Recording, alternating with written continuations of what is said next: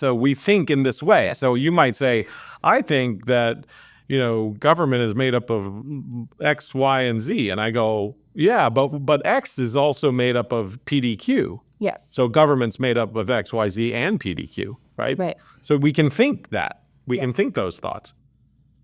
Then we get to relationships. We remember R in DSRP, and so we remember relationships.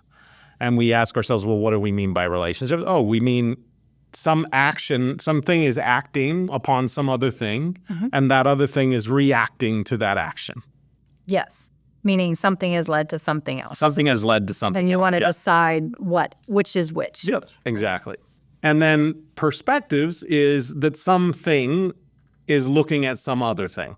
Yes. And that thing could be anything, right? You could have perspectives like stakeholders, or is a very common perspective, and that's typically humans or roles, like a veterinarian or is looking at the dog, or the HR representative is looking at HR issues or some conflict or whatever.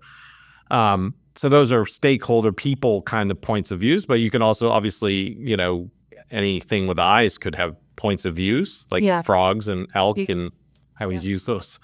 But also you can have conceptual perspectives or analytical perspectives, like, you could look at something from the perspective of cost or from the perspective of sustainability or equity, whatever. We had a friend once, I think, who looked at, war from the perspective of weather? Yeah, exactly. Something like that. And it was fascinating. Yeah, you could study wars and how weather impacts war. Exactly. So the first step in your practice is in your table, just write these down. Just write them down. And we just spent 5 minutes talking about this, but you could probably write this in 30 seconds or something like that. And it's just 12 terms: distinctions, systems, relationships, and perspectives. So 4 patterns. 4 patterns.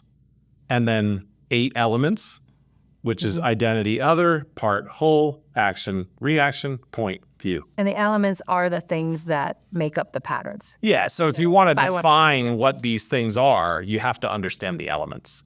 Yes. Yeah. You have to know what they are. Yep. That's driving all of thinking. So the very first part is just realizing that we're organizing information using these 4 things to make meaning, to build a mental model. And then once you've got that, then you're like, okay, well, what does it mean to actually distinguish something? What am I calling the idea? What am I seeing as the thing? And what is something that's not the thing? So yeah.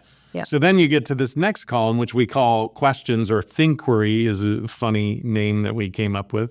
Yes. Which just means to think and also ask, to query. Yes.